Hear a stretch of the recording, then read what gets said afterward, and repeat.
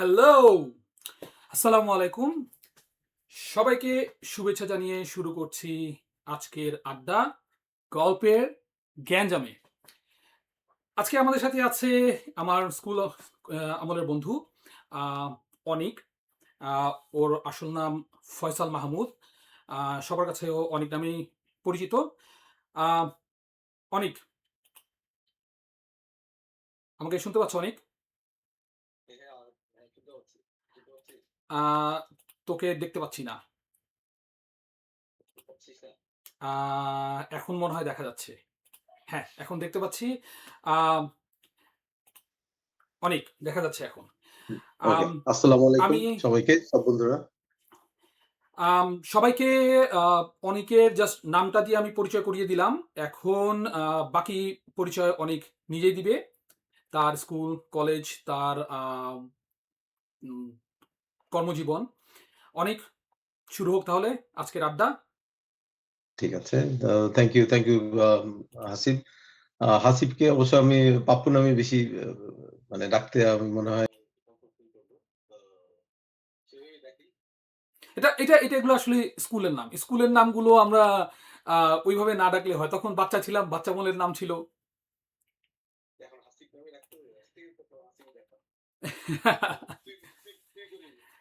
হ্যাঁ, আমরা আমরা আমরা আসলে যেহেতু এটা একটা কোনো ফরমাল কিছু না, আমরা জাস্ট একটা ইনফরমাল আড্ডা। তো আমরা অবশ্যই এই স্কুল আমলের বন্ধু, আমরা অবশ্যই তুই তুকারি করে বলব।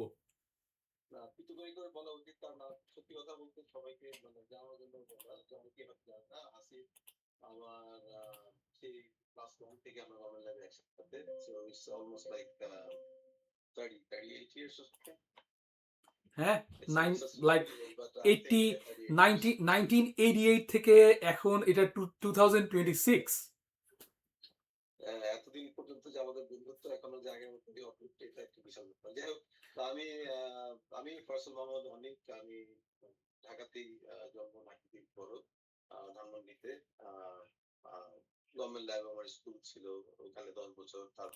নটরডেম কলেজে ২ বছর, এরপর নর্থ সাউথে ২ বছর কম্পিউটার সায়েন্সে, এরপর আমি এখানে কানাডা চলে আসি ইউনিভার্সিটি অফ উইন্ডসরে। তো এটাই আরকি। এরপর থেকে তো বিভিন্ন আইটি বিভিন্ন ইয়েতে কাজ করছি। এখনো আইটিতেই কাজ করে যাচ্ছি। হেলথ কেয়ার ভলান্টারিতে পেনশন প্ল্যানে কাজ করছি এখন আইটিতে। আ এটা হচ্ছে মানে ব্রিফ আরকি আমার সম্পর্কে যদি ব্রিফ জানতে চান। আমি বিবাহিত, আমার স্ত্রী নাবিলা জেরিন ডোনা, আমার ২ টো বাচ্চা, ১ টা মেয়ে জেইনা, আরেকটা ছেলে আরহাম। যাক। আ ধন্যবাদ অনিক। তোর এইভাবে সবাইকে পরিচয় দেওয়ার জন্য। আ অনিক সম্পর্কে আমি একটা জিনিস একটু এড করতে চাই এখানে, স্পেশালি ক্যানাডায়। সেটা হচ্ছে যে আমরা সবাই 98 এবং 00 ব্যাচ, আমরা ব্যাচমেট। তো আমাদের বাংলাদেশের যেরকম এসএসসি 98 এবং এইচএসসি 00 ব্যাচের একটা খুব বড় ২-৩ টা গ্রুপ আছে। আমাদের ক্যানাডাতেও এরকম একটি গ্রুপ আছে এসএসসি 98 এবং এইচএসসি 00। তো এই গ্রুপটার অনিক হচ্ছে one of the founder members of this group. Anik এবং সাথে আরো কিছু বন্ধু নিয়ে কোনো এক বিকেলে বা সন্ধ্যায় আড্ডার মাঝে এই গ্রুপটা তৈরি হয়েছিল। এবং আস্তে আস্তে এই গ্রুপটা অনেক বড় হয়েছে এবং এই এই এই আমাদের এই আড্ডাটার একটা একটা কারণ হচ্ছে এই যে আমাদের 98 এবং এসএসসি 98 এবং এইচএসসি 00 যে বন্ধুরা দেশে মানে পৃথিবীর বিভিন্ন জায়গায় বিভিন্নভাবে ছড়িয়ে ছিটিয়ে আছে। হয়তো আমার নেইবার আমার আমার নেইবার হতে পারে আমার 98 00 ব্যাচের আমার ব্যাচমেট, বাট আমি জানি না। আমরা জানি না। সো এই সকল মানে চেনা জানা পরিচয় হওয়ার জন্যই আসলে এই আড্ডাটা আমাদের ব্যবস্থা। যাই হোক অনেক আমরা স্কুল, কলেজ, নাম পরিচয় জানলাম। এখন যদি বাবা-মা, ভাই-বোন সম্পর্কে কিছু বলার থাকে বলতে পারিস। আমাদের বন্ধুরা জানলো।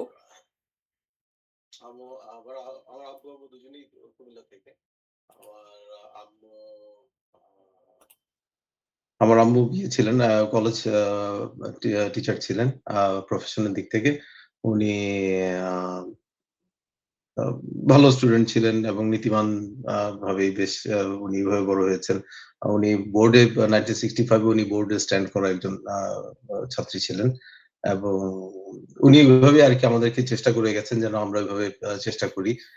তো সেভাবেই তো যখন আমি স্কুলে ভর্তি হই, আ আমি ইংলিশ মিডিয়ামে ছিলাম।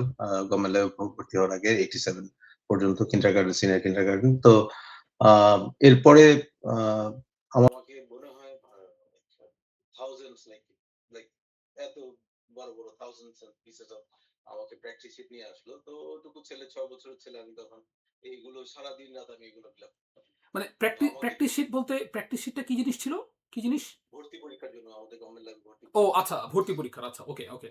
গভর্নমেন্ট লেভেল ভর্তি পরীক্ষার জন্য তো আ তার কিছু নীতির কারণে সে আমাকে কখনো কোনো মানে স্কুলের টিচারের কাছে দেয়নি। তো এটা তার একটা নিজস্ব ইয়ে ছিল। তো এই কারণে আমাকে কোথাও দেয়া হয়নি। তো উনি বিভিন্ন জায়গা থেকে প্র্যাকটিস শিট জোগাড় করে আমাকে দিতেন। ওগুলো ফিল আপ করাই ছিল আমার কাজ। তো সারাদিন রাত আমি ওগুলো ফিল আপ করতাম। আলহামদুলিল্লাহ যাই হোক গভর্নমেন্ট লেভেলে চান্স হয়ে গেল আমার। ওইভাবেই গভর্নমেন্ট লেভেল চান্স। তো আ ইজি ছিল না। অবশ্যই ইজি ছিল না। কারণ তখন গভর্নমেন্ট লেভেলে আমার মনে হয় 1987-86 এর দিকে প্রচুর বোর্ড স্ট্যান্ড করত। এবং ওই হুম, কারণেই হুম। সবাই চেষ্টা করত যে গভর্নমেন্ট লেভেলে কোনো one of the schools like for boys যেখানে আরকি দিলে বাচ্চারা হয়তোবা ব্রাইট হবে, ফিউচার ব্রাইট হবে সে কারণে দেয়া। তো ওইজন্য এভাবে আমাদেরকে প্রিপেয়ার করা হইছে এবং আমার মনে হয় I think we did good. আ কিন্তু মজার ব্যাপার হচ্ছে ১ম দিনের একটা মজার ঘটনা বলি। আ গভর্নমেন্ট লেভেল ১ম আমার আচ্ছা, কাশেম স্যার এই ছিলেন। গভর্নমেন্ট ল্যাবে এই মানে মজার ঘটনাতে যাওয়ার আগে আমি একটু কোয়েশ্চেন করতে চাই। সেটা হচ্ছে যে মানে ঢাকা শহরে তো আসলে অনেক স্কুল ছিল। অনেক স্কুল ছিল। হ্যাঁ, এবং তুই বললি যে তুই আগে একটা ইংলিশ মিডিয়ামে ছিলি। তো ইংলিশ মিডিয়াম থেকে আসলে মানে why government lab? Government lab স্কুলে আসার পেছনে কি কোনো স্পেসিফিক কোনো কারণ ছিল? মানে বাবা-মার প্রেশার, অন্য কিছু? বাবা-মার প্রেশার তো ডেফিনিটলি আমি তো আর গভর্নমেন্ট চিনতাম না ওই সময়। আচ্ছা, আচ্ছা। গভর্নমেন্ট কি জিনিস আমি জানতামও না, বুঝতামও না, রাইট? সো আ বাবা-মার প্রেশার ছিল। বাবা-মার প্রেশার এগেইন আম্মার কথা বলছিলাম, আব্বার কথা বলা হয়নি। আসলে আব্বা আ কমার্স চিটাগং কলেজ থেকে উনি কমার্সে পড়ালেখা করেছিলেন, অনার্স মাস্টার্স এবং এরপরে উনি একটা বিজনেসের একটা আ ইঞ্জিনিয়ারিং একটা ফার্ম তৈরি করেন। তো যেখানে প্রায় একদম 50 to 60 বুয়েটের ইঞ্জিনিয়াররা কাজ করতো, আর্কিটেক্টস অ্যান্ড সিভিল ইঞ্জিনিয়ার্স কাজ করতো উনার সাথে। তো ওইভাবে আরকি। তো উনারাও ডেফিনিটলি চাইতেন যে আমি ওইভাবে একজন ব্রাইট একটা কিড হয়ে বড় হই। যেটার ওয়ান অফ দ্যা রিজন হচ্ছে গিয়ে গভর্নমেন্ট ল্যাবে আমাকে মনে হয় চেষ্টা করানো যে না এখান থেকে দিলে হয়তোবা ওরকম কিছু হওয়ার পসিবিলিটি আছে। সো ওই কারণেই ওই কারণেই দেওয়া আর তো তেমন কিছু না। ভালো স্কুল সবাই ভালো করে, ভালো রেজাল্ট করে। কিন্তু ভালো খারাপ মিশানোই থাকে। কিন্তু সবাই আশা করে যে তাদের ছেলেমেয়েরা ভালো করবে, রাইট? সো ওই কারণেই হ্যাঁ। গভর্নমেন্ট লেভেলের জন্য এত চেষ্টা। যাক, হ্যাঁ, ওই আমলে আসলে ওই 90s এর দিকে মোটামুটি আমাদের প্যারেন্টস যারা ছিলেন, বাবা-মা যারা ছিলেন, আ সবারই আসলে একটা ইয়ে ছিল যে আসলে ওই সময়টাতে ঢাকা শহরে স্কুল অনেক ছিল। কিন্তু মানে নামকরা স্কুল পাশাপাশি বলতে খুব আসলে ভালো, ভালো, ভালো স্কুল ছিল। হ্যাঁ, গভর্নমেন্ট ল্যাব ছিল, ধানমন্ডি বয়েজ ছিল। আদার রিজন আমার কাছে মনে হচ্ছে আমাদের বাসা যেহেতু ওখানে কাছেই ছিল। আ আ গভর্নমেন্ট ল্যাব আমাদের বাসা থেকে খুব বেশি দূরে না। সো আমার মনে হয় ওইটাও একটা রিজন ছিল যে বাসার কাছে হুম, হুম। সবচেয়ে ভালো স্কুল কোনটা থাকতে পারে। তো ওগুলো ট্রাই করা। তো ওইটার রাইট। জন্যই আমার মনে হয় ওইভাবে প্রিপারেশন হওয়া। যাই হোক, এখন আমরা চলে আসি আ সেই মজার গল্পে। যেহেতু আমাদের এই আড্ডাটা হচ্ছে আমাদের জীবনের মজার গল্প নিয়ে। অনেক রকমের গ্যাঞ্জাম, অনেক রকমের গল্প। এই সব মিলিয়ে আসলে আমাদের এই আ আড্ডা, গল্পের গ্যাঞ্জামে। তো যেটা তুই বলতেছিলি যে আ মজার গল্পটা। ১ম তো গ্যাঞ্জাম। হ্যাঁ, ১ম গ্যাঞ্জাম। স্কুল লাইফের ১ম গ্যাঞ্জাম কি হলো শুনি?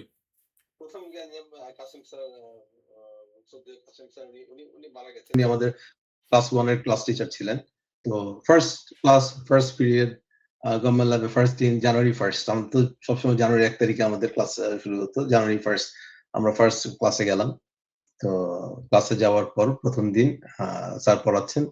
পড়ানোর পরে বোর্ডে একটা কিছু লিখছিলেন। তা আমি স্যারকে জিজ্ঞেস করলাম যে, "স্যার এটা কি আমাদের হোমওয়ার্ক নাকি ক্লাস ওয়ার্ক?"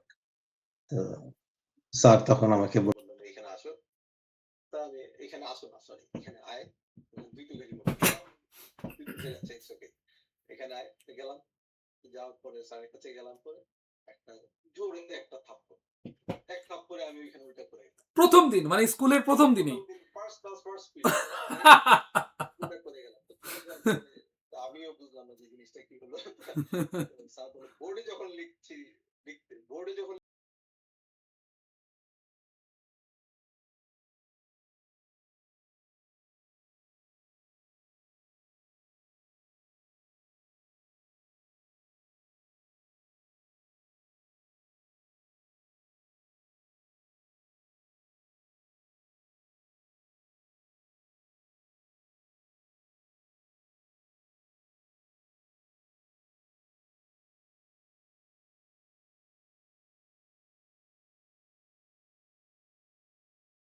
খাবো না। এটা তো হতেই পারে না। ঠিক না? সেইরকম সেই লেভেলের মারামারি ঘটনা। সব মানে স্কুলে হতো। বিভিন্ন স্যারদের কাছ থেকে বিভিন্ন সময়।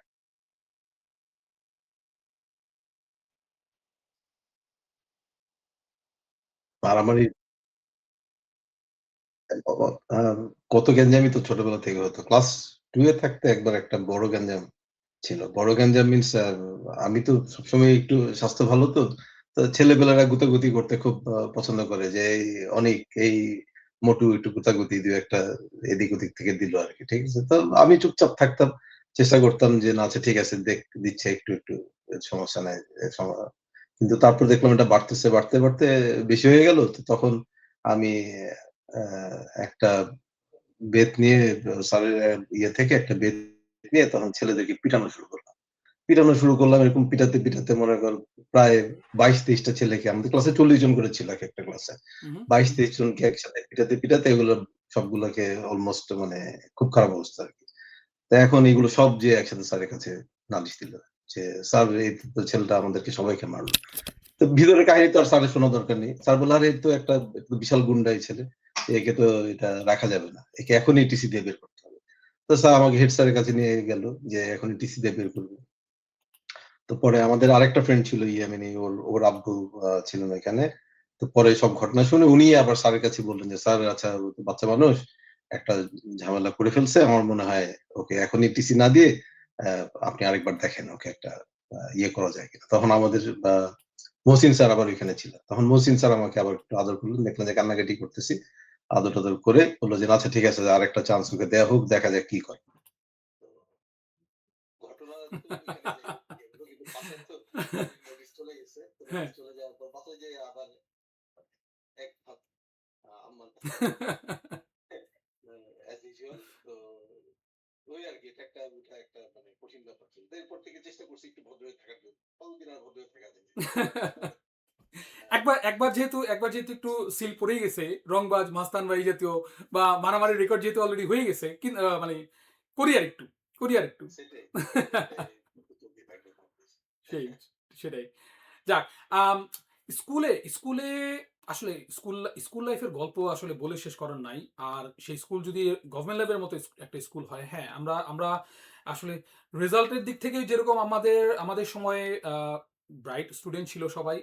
দুষ্টুমির বেলায়ও অনেক উপরের লেভেলেই ছিল সবাই আসলে। এটা বোঝা যায় যে মানে সাক্ষাৎ এক্সাম্পল আমাদের সামনেই বসে আছে। ক্লাস 1 থেকেই এরকম অবস্থা।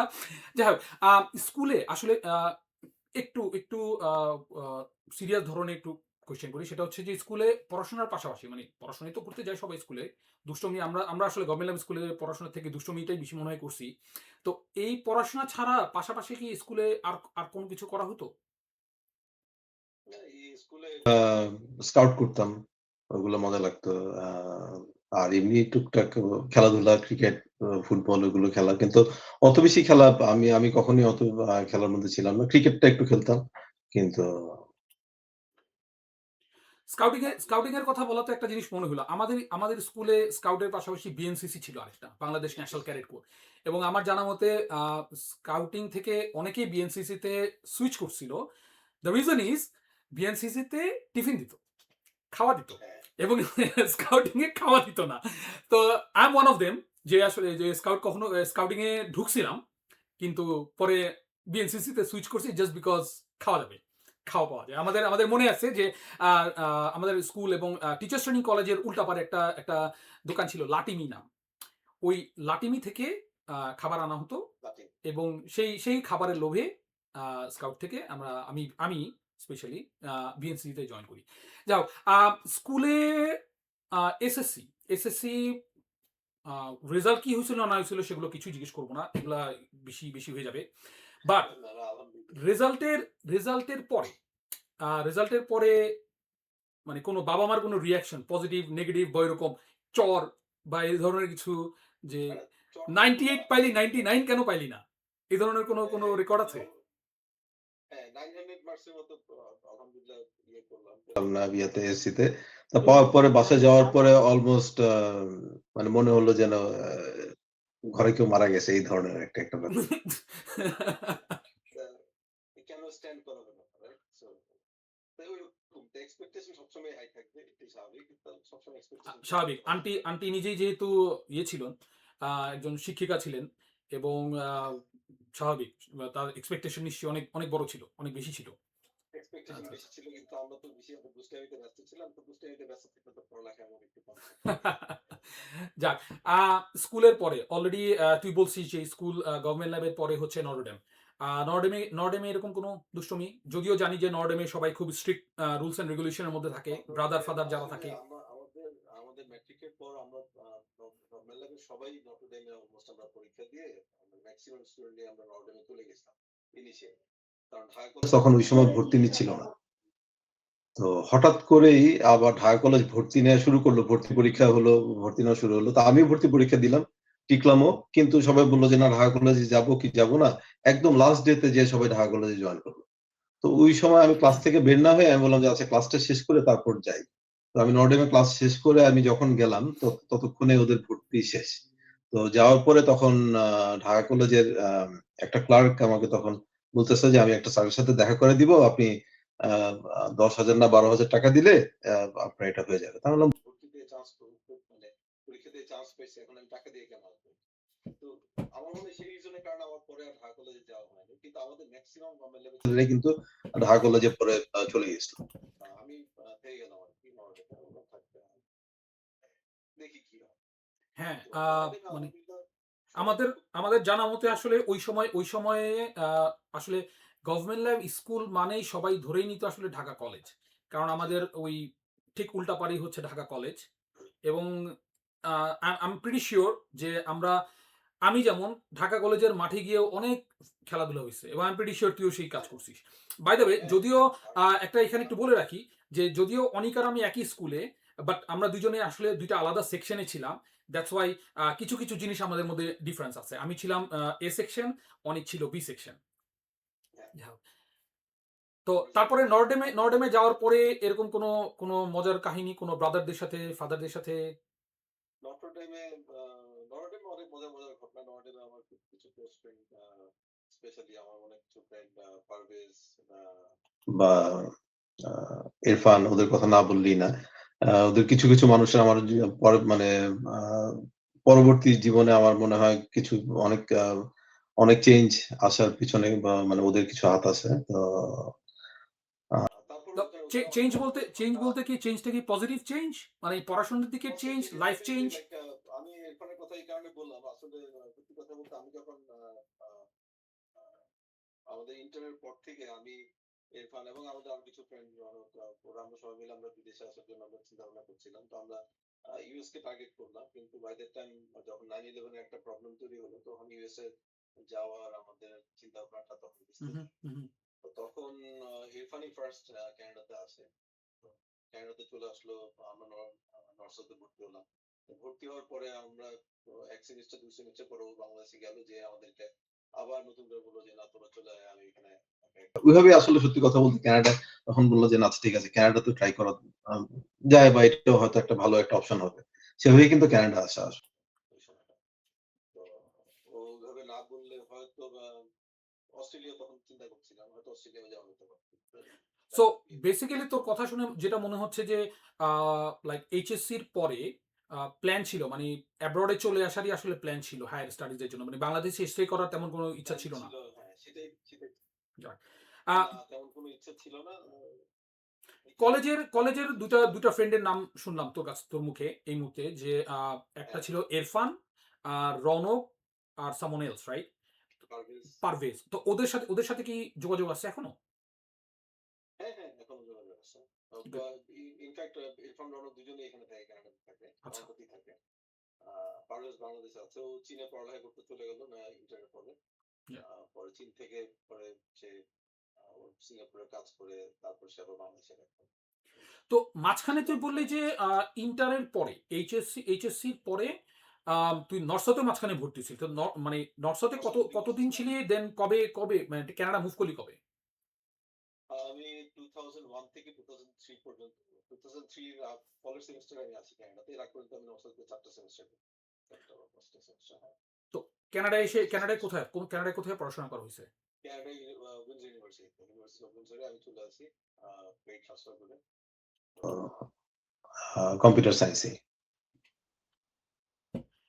Very nice. সো এইখানে তো যখন উইন্ডসরে যখন মুভ করলি কানাডা থেকে, তখন কি একেবারে মানে সে স্কুলের কলেজে তো বললি যে ইরফান, পারভেজ আর কে যেন ছিল, বাট স্কুলের কোনো ফ্রেন্ড কি ছিল ওই উইন্ডসর ইউনিভার্সিটিতে? স্কুলের কেউ ছিল না। বাট তখন কি কেউ ছিল না। স্কুলের বন্ধু বান্ধবের কথা মনে পড়তো না? কেউ ছিল না মিন্স একদম ছিল না বলা ঠিক হবে না। এখানে স্কুলের আমাদের ফ্রেন্ড ছিল মাহমুদ। ওদের এ সেকশনে ছিল মাহমুদ এবং মাহমুদ, রাইট, শুকনা করে। হ্যাঁ, হ্যাঁ, কিন্তু ও যখন মহাদুষ্টু। 7 এ থাকতে ও মনে হয় মালয়েশিয়ায় চলে যায়। হুম। 7 or 8 এ থাকতে। ও আমাদের স্কুল থেকে ইয়ে করে, আ এসএসসি করে। ও মনে হয় চলে যায় মালয়েশিয়াতে। তো এরপরে ওর সাথে আর যোগাযোগ তো তেমন হয়নি। কিন্তু ওখানে থেকে মাহমুদ ও এখন ক্যালগারিতে থাকে। হ্যাঁ, মাহমুদুর ও রহমান, হ্যাঁ, ক্যালগারিতে থাকে, রাইট। হ্যাঁ। তো ওর সাথে আমার দেখা হয় মনে হয় আসার কিছুদিন পরে দেখা হয়। আচ্ছা। আমি আমরা ইনফ্যাক্ট চিনতেও পারিনি।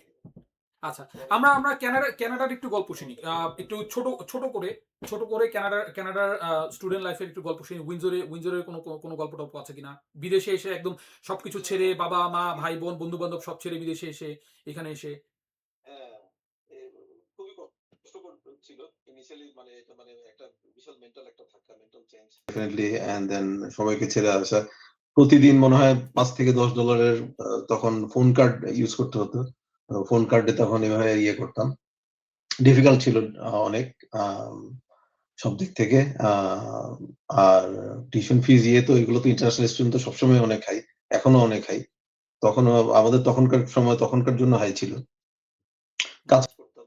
হুম, হুম। উইকেন্ডে বিভিন্ন জায়গায় কাজ করতাম। অড জব, রেস্টুরেন্টস, আ গ্রিন হাউস, মাটি কাটা, যা পেতাম তাই করতাম। মোটামুটি মানে টিউশন ফি জোগাড়ের জন্য বেশ ভালোই স্ট্রাগল গেছে। টিউশন টিউশন ফিসটা আসলে আমার মনে হয় এখানে কাজ করে জোগাড় করা ইজ ভেরি টাফ। হুম, আর হুম। ওইটা ওইটা বাংলাদেশ থেকেই কম বেশি আনতে হয়। মেক্সিমাম এখান থেকে যেটা করা যায় আমার মনে লিভিংটা হয়তো বের করা যায়। ঘর ভাড়া, থাকা, খাওয়া এইটুকু হয়তো ইয়ে করা যায়। এর বেশি এটা আমার মনে হয় কারণ পড়ালেখা করে ওইটুকু ইয়ে করে এটা কখনো এটা হয় না আসলে। আচ্ছা। বেশ। খুবই টাফ। আ কানাডার কথা যেহেতু আসলো, আ অনিকের সাথে আমার স্কুলের পরে আমি একটু এখানে একটা মজার গল্প বলি। সেটা হচ্ছে স্কুলের পরে অনিকের সাথে আমার মোটামুটি যোগাযোগ নাই। আ অনিক চলে গেল নর্ডেন কলেজে, আমি অন্য কলেজে। এরপরে আমি বুয়েটে, অনিক চলে আসলো কানাডায়। অলমোস্ট 1998, তারপরে 2018 অনিকের সাথে আমার কানাডায় পরিচয়। সেই পরিচয়ের গল্পটা একটু মজা করে বলি। সেটা হচ্ছে যে একটু ছোট করে বলে দিই। এর আগে একটু একটা মজার গল্প বলি। সেটা হচ্ছে স্কুল লাইফের খুব স্কুল লাইফটা অনেক বড়, অনেক লম্বা এবং একদম বাচ্চা আমল থেকে যেহেতু আমরা সবাই স্কুল সবাই সো খুব ক্লোজ হয়ে যাই আমরা। তো স্কুলে অনিকের একটা নাম ছিল। হ্যাঁ, তো ওই অনেকের ওই নামটা নিয়ে আসলে গল্পটা বলি। সেটা হচ্ছে যে আমাদের এখানে টরন্টোতে আরেক বন্ধু তরুণ। তরুণ ওর বাসায় আমাকে দাওয়াত দিছে। তরুণের ওয়াইফ সবাই আমরা সমবয়সী। তো তরুণের ওয়াইফ হচ্ছে মুন।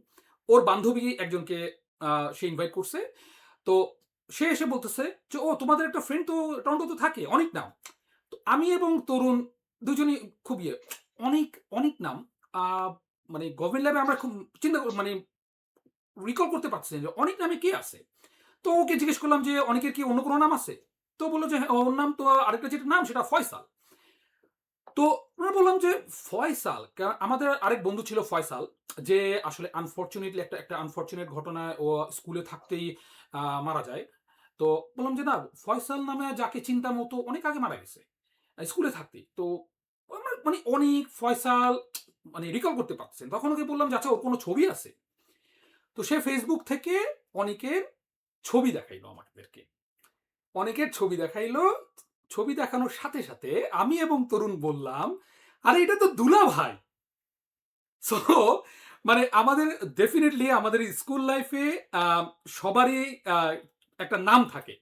তো অনেকের নামটা ছিল দুলাভাই। সো দুলাভাই নামটা এত প্রচার হয়ে গেছিল যে আসলে আমরাও এই যে মানে প্রায় ২০ বছর, ২০-২৫ বছর পরে যখন জানলাম, মানে শুনলাম একজন স্কুল ফ্রেন্ডের নাম, তার আসল নাম মানে ডাকনাম, আসল নাম কোন নামেই চিনলাম না। ছবি দেখার পরে আমরা জানলাম যে আচ্ছা ও তো দুলাভাই এবং লাইক কাইন্ড অফ আমাদের ক্লোজ। এত ক্লো এই হচ্ছে অনিকের সাথে আমার মানে আবার রিকানেক্ট হওয়া। কানাডায় এসে রিকানেক্ট হওয়ার গল্প। সো আজকে এখানে যারা শুনতেছে, আমাদের এই আড্ডাটা দেখতেছে বা শুনতেছে, ডেফিনিটলি স্কুলের কেউ থাকলে তারাও জানে যে অনিক আসলে দুলাভাই নামে আমাদের কাছে দুলাভাই নামে পরিচিত। এবং এই দুলাভাইয়ের গল্পটা আসলে অনেক মজার গল্প এবং গল্পটা অনেক বড়। এই অল্প সময়ের মধ্যে এই গল্প শেষ করা যাবে না। আমরা ডেফিনিটলি অনেকের সাথে এই গল্প শুনতে আমরা অনেকের সাথে আমরা আরেকদিন বসবো। তো অনেক নেক্সট আমরা যেটা আসি সেটা হচ্ছে যে কানাডায় পড়াশোনার পরে আচ্ছা, হাউ তোমাকে ছোট একটা গল্প বলি। হ্যাঁ, শিওর, শিওর, শিওর। আ আ টেস্ট পরীক্ষার সময় তো আ টেস্ট পরীক্ষা একটা খুব একটা বড় একটা ব্যাপার আমাদের এসএসসি সময়, রাইট? সো হুম, হুম। টেস্টের পরীক্ষার সময় আম্মু আ আমার সাথে আ আসলেন ওইখানে ইয়েতে স্কুলে। স্কুলে আসার পরে তারপর ওখানে আ গেটের কাছেই একটু দেখে মানে বই-টই দেখা আরকি ওই সময় একটু কয়েকটা জিনিস মেজর জিনিসগুলো একটু রিভাইজ করা, দেখা। তো একটা করে ছেলে ঢুকতেছে গেট দিয়ে ঢুকতেছে আর বলতেছে, "কিরে দুলা ভাই কি অবস্থা?" আম্মা বলে, "কাকে বলতেছে?" আচ্ছা যাই হোক। আমি হাত পা ইশারা করে দেখাচ্ছি আম্মু। তাড়াতাড়ি চলে যাচ্ছে। নেক্সট ছেলে ঢুকতেছে, "দুলা ভাই কিরে এখন কি পড়তেছিস?" হ্যাঁ? এইভাবে মনে হয় না হলেও মনে হয় ৪০-৫০ টা ছেলে গেল এবং সবাই দুলা ভাই, দুলা ভাই। তখন আম্মা আমাকে বলল যে, "দুলা ভাই কে?" মানে ওখানে তো আর কেউ নাই আমি। তো বলল, "দুলা ভাই কে?" আমি বললাম যে, "দুলা ভাই কে আমি তো জানি না। কে মনে হয় এমনি দুষ্টামি করতেছে মনে হয় ছেলেপেলে।" তো মানে আম্মুর কাছে মানে একদম মানে জায়গায় মানে ওখানে ধরা আরকি। এখন ওরাও বুঝে নাই যে আম্মু এখানে পাশে দাঁড়ানো। খেয়াল করে নাই। আমাকে দেখতেছে বলতেছে, "দুলা ভাই কি অবস্থা?" বলে বাস চলে যাচ্ছে। যাই হোক পরে আম্মু আমাকে এইটুকুন থেকে আসলে বোঝা যায় যে আসলে এই দুলাভাই নিয়ে আসলে অনেক গল্প আছে। অবশ্যই অনেক আমরা আরেকদিন অবশ্যই এই দুলাভাই শুধুমাত্র এই দুলাভাই গল্প নিয়ে আমরা বসবো। যাক আমরা আগাই আমাদের আমরা সামনের দিকে আগাই। অনেক এইখানে প্রফেশন নিয়ে ছোট করে কিছু বল যে এখানে কি ছোট করছিস? করে কেন এই প্রফেশনে আইটিতে আসা? কাজ কিভাবে করা। আসা? হ্যাঁ, আইটিতে কাজ করা শুরু হয় আরকি। ১ম আ অটোয়াতে ফার্স্ট জব ডেলে কাস্টমার সার্ভিসে। ওটা পাওয়াই আসলে তখন খুব ডিফিকাল্ট ছিল। কারণ আমাদের ওই সময় একটা খুব বড় একটা ডিলেমা ছিল যে আ ওয়ার্ক পারমিট ছাড়া কেউ কাজ দেয় না। আবার আ আ ওয়ার্ক পারমিটও কখনো আসে না মানে কোন কাজের অফার লেটার ছাড়া। সো অফার লেটার ছাড়া ওয়ার্ক পারমিট আসবে না। ওয়ার্ক পারমিট ছাড়া অফার লেটার কেউ দিবে না। এটা মানে খুব ডিফিকাল্ট। সো ডেলের তখন ওই সময় একটা অটোতে একটা বিশাল একটা বড় একটা সাইট ওপেন করে ওরা কল সেন্টারের জন্য। তো ওরা তখন ইউনিভার্সিটি গ্র্যাজুয়েটদেরকে ওরা তখন কল করছিল। বলল যে আমরা তোমাকে উইথআউট ওয়ার্ক পারমিট আমরা অফার লেটার দিব। অফার লেটার দিয়ে তোমরা তখন ওয়ার্ক পারমিট এপ্লাই করতে পারবা। সো আ তখন ওটা দেখিয়ে তখন ২ বছরের একটা ক্লোজ ওয়ার্ক পারমিট শুধুমাত্র ডেলের জন্য কাজ করতে পারবো। ওই ওয়ার্ক পারমিটটা তখন পেলাম। পেয়ে তখন ওইভাবেই তখন কাজ শুরু আরকি। ওইটাই শুরু। কাজ পেয়েই ১ম যে কাজটা করলাম আমার ওয়াইফ ডোনাকে আমি বিয়ে করে আসছিলাম কাজের আগেই। তো ওয়াইফকে আমি নিয়ে আসলাম। ও এখানে আমি একটা জিনিস একটু এড করতে চাই। অনিকের ওয়াইফ ডোনা, আ সেও আমাদের সমবয়সী, আমাদের ব্যাচমেট। আ আমরা অবশ্যই ডোনাকে নিয়ে একদিন আড্ডা দিতে বসবো। এত অনেক আড্ডা দেব। না, আচ্ছা, এটা এই মানে এই অনলাইন স্ট্রিমিংটা এটা তো আসলে আড্ডাই তো। সো ডোনাকে নিয়ে একদিন আমরা আড্ডা দিব। আচ্ছা ঠিক আছে। ও তো যাই হোক আমার স্ত্রীকে নিয়ে আসলাম। আমার স্ত্রী বাই দ্যা ওয়ে মানে আমাদের পরিচয় অনেক আগে থেকে আমরা সেই ক্লাস 10 থেকেই আমাদের পরিচয়। যে কারণে আমার নাম দুলা ভাই। তো ওইভাবেই আরকি। দিলি তো মজাটা নষ্ট করে। আর কিছু বলিস না দুলাভাই রিলেটেড কারণ আমরা আরেকদিন শুধুমাত্র এই দুলাভাই টপিকে আমরা আড্ডা দিব। ঠিক আছে। তাহলে যাই হোক ওকে নিয়ে আসলাম। তারপরে এইভাবে আরকি আমাদের লাইফ শুরু খুব মানে ভেরি সিম্পল রাইট? লাইক আমাদের বাসায় একটা 1 বেডরুমের একটা apartment there was literally nothing in there কিছুই ছিল না। একটা ম্যাট্রেস দ্যাটস ইট অ্যান্ড মনে হয় ২ টা ৩ টা চামচ, প্লেট, একটা রাইস কুকার অ্যান্ড একটা পাতিল। ওভাবেই সংসার শুরু and it was good right? Like কোথা থেকে না কোথা থেকে তো শুরু করতে হয়। তো ওইভাবেই শুরু করলাম। শুরু করে আস্তে আলহামদুলিল্লাহ এখন এই পর্যায়ে তো বিভিন্ন কোম্পানিতে কাজ করছি, আইটিতে কাজ করতে। এখন আমি আপাতত হেলথকেয়ার মন্টেরিয়াতে হেলথকেয়ার মন্টেরিয়াল পেনশন প্ল্যানে আছি আইটিতে ম্যানেজমেন্ট পজিশনে। আলহামদুলিল্লাহ। তো এই আর কি দিন চলে যাচ্ছে এভাবেই। যাক, আপাতত যাক চাকরি থেকে চাকরি কাজ আলহামদুলিল্লাহ। হচ্ছে খুব ভালো। আম শুনে শুনে থ্যাংকস। খুবই ভাল লাগলো। আম একটু পেছন দিকে যাই। আ মোটামুটি আমরা সবাই এখন ৪০ এর ঘরে। আ মধ্য বয়সে চলে আসছি। তোকে যদি এখন বলা হয় যে you're allowed to go back to when you are 18, between 18 or 22 years old. আহ, ওই সময় যদি তোকে নিয়ে যাওয়া হয়, তুই কি কোনো কিছু চেঞ্জ করতে চাস, বা অর জাস্ট তুই এরকমই থাকতে চাস যে না, যা ছিল তাই করছি, অর না এগুলো এগুলা এইসব বিটলামি ফাজলামো করা হয় না, এগুলো করবো, অর না একটু বেশি বিটলামি হয়ে গেছে, এই এই কাজগুলা শুধরাবো, এরকম কোনো প্ল্যান বা না, এরকম কোনো কিছু? ইসলামি ফাজলামি সবই আসলে সেই স্কুল লেভেল থেকেই মানে আ বাচ্চারা ওই অবস্থা থেকেই আমার মনে হয় তখন হয়তো অনেক কিছু বুঝতাম না, অনেক কিছু করছে, কিছু ভুল ছিল, কিছু ঠিক ছিল। এটা সবার ক্ষেত্রেই হয়, সবার লাইফেই থাকে। তো কিন্তু আলহামদুলিল্লাহ যা করছি আমি মনে হয় কখনো কোনো কিছুতে এক্সট্রিম পর্যায়ে কখনো যাইনি। কোনো মানে কোনো লেভেলেই আসলে। তো আমার মনে হয় আলহামদুলিল্লাহ আল্লাহই হয়তো somehow গাইড করছে। হয়তো আব্বা-আম্মার দোয়া এভাবে ইয়ে করে আমাদেরকে নিয়ে আসছে এতটুক পর্যন্ত। তো যাক, কোনদিন এক্সট্রিম লেভেলে কোনো খারাপ কিছুতে জড়াইনি। তো আমি হ্যাপি আমার লাইফ নিয়ে। আমি যেভাবে আছি আলহামদুলিল্লাহ আলহামদুলিল্লাহ। শুনে, এখন পর্যন্ত এভাবে যদি চলতে পারি আলহামদুলিল্লাহ। আলহামদুলিল্লাহ কোনো সমস্যা আলহামদুলিল্লাহ নেই। তবে হ্যাঁ, শুনে, চেঞ্জ করার যদি কিছু থাকে, কিছু ভুল অবশ্যই আমার মনে হয় ঠিক করা যেত।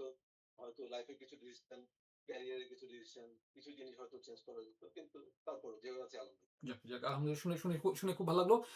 আম লাইফের এই এখন পর্যন্ত লাইফের সবচেয়ে বড় সফলতা কি মনে হয়? ২ সেকেন্ড সময়। সিগারেট ছিল না। ও স্মোক করতি একসময়।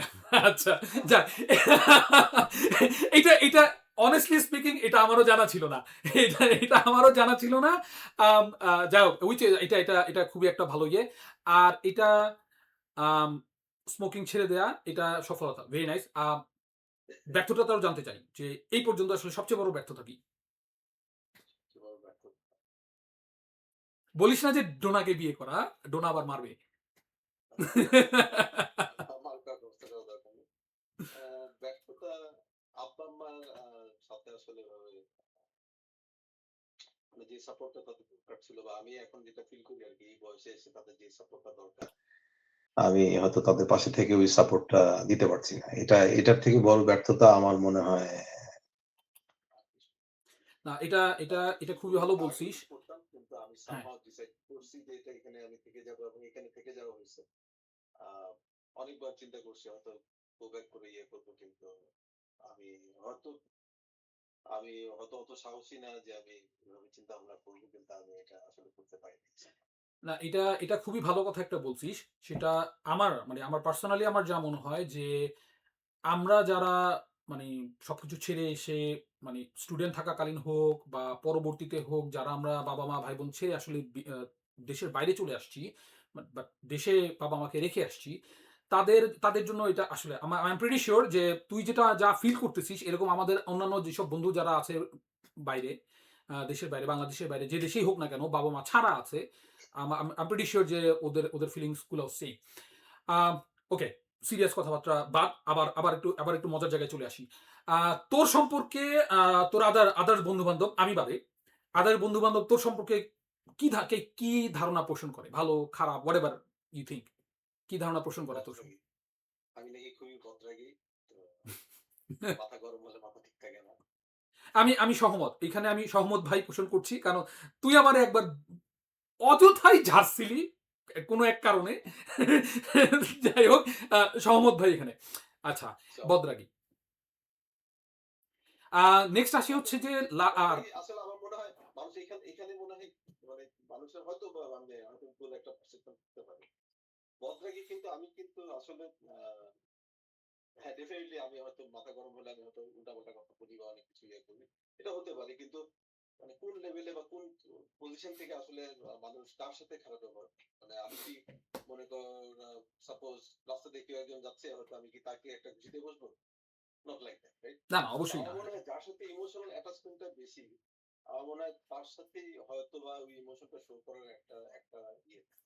না, এটা এটা আমার কাছে এটা ছাড়াও অনেকে বলে যে যারা যারা একটু বদরাগী অল্পতেই ক্ষেপে যায়, তাদের মনটা নাকি নরম হয়। তো ধরে নিচ্ছি তোর মনও নরম।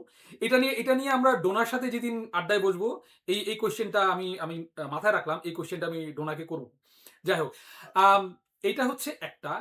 লাইফে এই পর্যন্ত লাইফে আমরা অলরেডি একটা জিনিস শুনছি বন্ধু-বান্ধবদের কাছ থেকে তোর একটা শিক্ষা যে আ কলেজ লাইফে ২-৩ জন বন্ধুর নাম বললি। ওদের কাছ থেকে ওরা তোর লাইফ চেঞ্জ এর ব্যাপারে ওরা বেশ সহায়ক হয়েছে।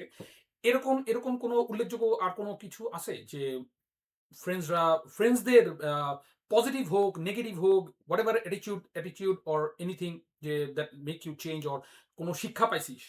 যে ওকে। শিক্ষা বলতে আমি একটা জিনিস আমার কাছে মনে হয় এটা আমার মনে হয় সবার ক্ষেত্রেই same thing for everyone, right?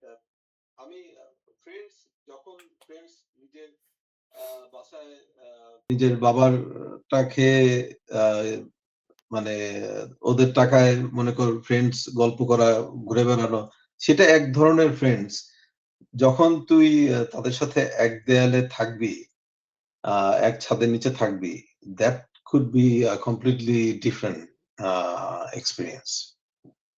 So ওটা আমার মনে হয় আ ইটস কমপ্লিটলি ডিফারেন্ট এই কারণে বললাম। আসলে সেটা আমার মনে হয় সবার ক্ষেত্রেই প্রযোজ্য। ইভেন লাইক লাইফ পার্টনার এর সাথেও, রাইট? যখন কারো সাথে তুই প্রেম করবি, আ ইয়েতে বটতলার নিচে একরকম এক্সপেরিয়েন্স, যখন বিয়ের পরে এক ছাদের নিচে থাকবি different experience. So it's same, right? Like friends এর সাথে যখন তুই এমনি থাকবি একরকম, আর যখন তুই তাদের সাথে থাকা শুরু করবি, তখন তুই আসলে বুঝতে পারবি আসলে যে কে তোর ফ্রেন্ডস, কে তোর ফ্রেন্ডস না। না, এটা খুবই সত্য কথা। তুই যেটা বললি যে এটা লাইফ পার্টনার হোক অথবা আদার ফ্রেন্ডস হোক, রুমমেট হোক, হুএভার ইট ইজ। আমরাও যখন যেমন বুয়েটে যখন হলে থাকতাম আ তখন ওই একসাথে কারণ 24 আওয়ার্স অলমোস্ট 24 আওয়ার্স একজনের সাথে থাকা আর সেটাই। ফর ফিউ আওয়ার্স একজনের সাথে থাকা ডেফিনিটলি মানে অনেক কিছু শেয়ারিং এর ব্যাপার আছে। আ অনেক কিছু জানতে পারবি। তুই অনেক ইন ডেপথ মানে একটা রাইট। মানুষ সম্পর্কে বোঝা এবং মানে তার সম্পর্কে যে তোর ধারণা বা সবকিছু, ওটা আসলে একসাথে না থাকলে তোর ওই আলাদা থেকে ২ ঘন্টা গল্প করে আমার মনে হয় এটা কখনোই ওইটা না, সেম লেভেলে ইয়ে করা যায় না, রিচ করা যায় না। খুবই স্বাভাবিক, খুবই স্বাভাবিক। আম আমরা অলমোস্ট শেষের দিকে চলে আসছি। তোর সম্পর্কে আ এমন কিছু যেটা ধর অ্যাজ এ ফ্রেন্ড আমি বা আদার্স জানে না বা কখনো আ উম শেয়ার বা তুই এমন কোনো কিছু যেটা তুই বন্ধুদের সাথে শেয়ার করতে পারিস নাই। করতে চাস কিন্তু কখনো স্কোপ পাস নাই। আজকে চাইলে তুই করে ফেলতে পারিস। উম মনে হয় তেমন কিছু নাই। যা জানার মোটামুটি সবাই মানে যারা কাছের মানুষ তারা সবাই জানে। আ না জানা যারা কাছের মানুষ মানে যারা হয়তো কাছাকাছি ভালো করে চিনে না। খুবই সাধারণ মানুষ। খুবই সাধারণ লাইফ। এক্সট্রাঅর্ডিনারি কিছুই নেই সত্যি কথা বলতে। ইয়া। আ লাস্টলি লাস্ট কোয়েশ্চেন সেটা হচ্ছে যে আজকে যারা আ আমাদের এই ভিডিও দেখতেছে, আমাদের এই আড্ডা শুনতেছে, আ অলমোস্ট ৫১ জন দেখছে আমাদের। আমরা এট লিস্ট ৫১ জন তোর সম্পর্কে অনেক কিছু জানলো আজকে। হ্যাঁ, তো এই বন্ধু-বান্ধবদের জন্য ভবিষ্যতে হয়তো আরো অনেকে দেখবে এটা। ওদের জন্য ফ্রেন্ডস হোক, রিলেটিভস হোক অর আপামর জনসাধারণের জন্য যদি কিছু বলতে চাস, লাইফ এক্সপেরিয়েন্স থেকে। Maybe it mite help someone else. A life experience থেকে হ্যাঁ, আমার মনে হয় আ এখন মিড 40s এ এসে একটাই কথা হচ্ছে এই যে বন্ধুরা আসলে আ খুব আ ইম্পোর্টেন্ট আমাদের জন্য। এবং যে কারণেই আমাদের এখানে একটা ফ্রেন্ডস এর অ্যাসোসিয়েশন গড়া। যে সব কাছের বন্ধুদেরকে একসাথে রাখা, তাদেরকে চেনা, জানা। আ এর মধ্যে থেকে কিন্তু আসলে সত্যি কথা বলতে অ্যাসোসিয়েশনটার পরে কিন্তু এর মধ্যেও অনেক ভাঙা-গড়ার মধ্যে দিয়ে যাওয়ার পরেও আ এমন কিছু বন্ধু আসলে আ পেয়েছি এখানে, যাদেরকে আগে কখনো পাইনি ওভাবে কাছ থেকে। সো এটা একটা বড় পাওয়া আমাদের জন্য। তো আমার মনে হয় সেভাবে মানে একসাথে নিজেদের মধ্যে থাকা, একসাথে একটা আ বন্ডিংস তৈরি করা এটা খুবই ইম্পোর্টেন্ট। আর যেটা বললাম যে এখন এই বয়সে এসে আমাদের যেটা করতে হবে, কানাডার মতো একটা দূর পরবাসে থেকে আমার মনে হয় এটা ভেরি ইম্পোর্টেন্ট যে আমরা একটা বেস লাইন তৈরি করে দিয়ে যাওয়া আমাদের বাচ্চাদের জন্য। আ যারা একটা কমিউনিটিতে বিলং করে মানে ওরা মানে they don't feel alienated in this country. ওরা হুম, এখানেই বড় হচ্ছে। They have their own circles of friends. ওটা থাকবে। কিন্তু আমাদের দেশের যে শিকড় সেটা আঁকড়ে ধরার জন্য আমার মনে হয় আমাদের এই ফ্রেন্ডসদের এই সার্কেলটা খুব জরুরি। না, এটা তো খুবই, আমি খুবই সেটাই বলবো সবাইকে হ্যাঁ, যে খুবই সত্য কথা একটু এটা। কষ্ট করে হলেও সবাই ইনশাল্লাহ একসাথে থাকার চেষ্টা করবো আমরা, এবং সেটা শুধু আমাদের জন্যই না, আমাদের নিজেদের ভবিষ্যৎ, আমাদের বাচ্চাদের এবং তাদের বাচ্চাদের জন্য, ভবিষ্যৎ প্রজন্মের জন্য আমার মনে হয় এটা খুবই ইম্পর্টেন্ট এই দেশটা তৈরি করাটা। রাইট। না, আমরা আমরা আসলে আমার কাছে যেটা মনে হয় যে আমরা আসলে একদিক থেকে লাকি যে আমাদের এই এই যুগে এসে আমরা এই যে এরকম স্কোপ গুলো আমরা পাচ্ছি। আমাদের আমাদের মোবাইল আছে, ইন্টারনেট আছে, we can connect easily. Like maybe তুইও টরন্টোতে, আমিও টরন্টোতে, বাট তুই থাকিস একেবারে almost east end of Toronto, আমি থাকি West end of Toronto. But এই যে আমরা আড্ডা দিচ্ছি, এই আড্ডাটা আমরা ঘরে বসেও দিতে পারতাম, বাট এই ঘরে বসে আড্ডাটা দিলে যেটা হতো যে in between you and me হয়ে যেত। বাট এই যে টেকনোলজির সুবাদে এই যে আমাদের এই আড্ডাটা এই মুহূর্তে 52 জন দেখতেছে, ভবিষ্যৎ আমি যখন এটা ইউটিউবে আপলোড করব ডেফিনেটলি আরো অনেকে দেখবে। তো এই যে কানেক্ট করা, এমনও হইতে পারে যে মানে অনেক পুরনো বন্ধু হয়তো বহু বছর দেখা হয় না, এটার থ্রুতে হয়তো কানেক্ট হয়ে যেতে পারে। তো এই জিনিসটা আসলে আসলে দরকার, যেটা আমরা আসলে দেখছি যে আমাদের বাবা মার আমলে যেটা দেখছি যে খুব কম, একদমই অল্প কিছু বন্ধু-বান্ধব হয়তো ছিল খুব কাছের, বা হয়তো অনেক বছর পরে দেখা হইছে। এমনও হয় যে এই তোর সাথে আমি এই বয়সে এসেও তুই-তুকারি করতেছি। বাট দেখা গেছে যে আমাদের আমাদের মানে অনেকে স্কুল ফ্রেন্ড একই সাথে ছিল, বাট হয়তো আ ৩০, ৩৫, ৪০ বছর পরে দেখা হইছে, ও আপনি, আপনি করে কথা বলতেছে, হ্যাঁ? বা তুমি নিচে নামতে পারতেছে না। তোর সাথে আমি ইজিলি এই মানে মিড এজে এসেও তুই-তুকারি করে কথা বলতেছি। এবং আই এম প্রিটি সিউর যে আমাদের বাচ্চারা যারা আছে, they also find it like good যে ওকে, এরকম এরকম বন্ধু-বান্ধব আছে। তারাও নিশ্চয়ই চাবে যে আমাদের বন্ধু-বান্ধবও এরকম হোক। যাই হোক, অনিক, তোর সাথে গল্প করে আসলে খুব ভাল লাগলো। অনেক নতুন, নতুন অনেক কিছু জানলাম আসলে এই আড্ডার থ্রুতে। তোর কিছু বন্ধু, থ্যাংক ইউ কিছু ফ্রেন্ডের কথাও জানলাম। নরডেমের কিছু ফ্রেন্ডের কথা শুনলাম তোর মুখে, যারা তোর লাইফ চেঞ্জিং এ অনেকখানি হেল্প করছে। আ থ্যাংক ইউ ভেরি মাচ অনিক, সময় দেওয়ার জন্য। নিশ্চয়ই আবার কোনো এক সময়ে তোর সাথে অবশ্যই আরেকদিন বসবো তোর এই দুলাভাইয়ের গল্প শোনার জন্য। আ অবশ্যই আবার বসবো। ঠিক আছে। আ ধন্যবাদ অনেক, আবার তোকে তোকেও থ্যাংকস জানার তোকেও জন্য। একটু ধন্যবাদ দিতে চাই। তুই একটা মানে এই ধরনের একটা চিন্তা ভাবনা করবার জন্য, আসলে তুমি একটা ইউনিক পডকাস্ট ফ্রেন্ডদের জন্য তৈরি করা, এরকম একটা আইডিয়া বের করবার জন্য তোকে আসলে অনেক ধন্যবাদ। আর thanks for inviting me here. Thanks again. Anik, আজকের মতো তাহলে বিদায় নিচ্ছি। খোদা হাফেজ। আবার দেখা হবে ইনশাআল্লাহ। খোদা আল্লাহ হাফেজ। হাফেজ। আল্লাহ হাফেজ। আম বন্ধুরা, এতক্ষণ আমরা কথা বললাম আমার স্কুল ফ্রেন্ড অনিকের সাথে। অনেক, অনেক কিছু জানলাম। আ আবার দেখা হবে ইনশাআল্লাহ আগামী শুক্রবার। আ বাংলাদেশ সময় সকাল ১১টা, কানাডার সময় রাত ১০টায় আমার আরেক বন্ধু মোয়াজ্জেম হোসেন রাসেলের সাথে। Till then, have a good night. Thank you very much for watching.